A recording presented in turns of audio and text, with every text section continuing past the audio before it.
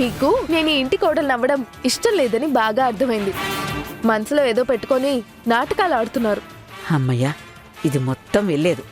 ముందు మాట్లాడింది కూడా వినేసిందేమోనని కంగారు పడ్డాను.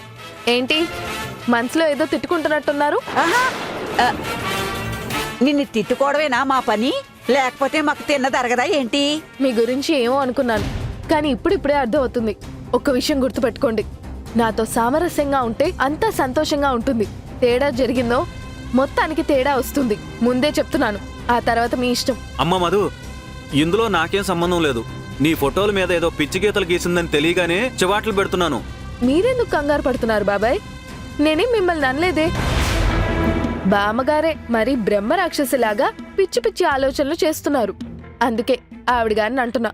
అదే ఈవిడ బుద్ధే అంతా. పోనీలేమ్మా, వయసు అయిపోయింది. ఇప్పటి వరకు క్షమిస్తూనే ఉన్నాను. శృతి మించకుండా ఉంటే మంచిది. కొంచెం జాగ్రత్తగా ఉండమని చెప్పండి.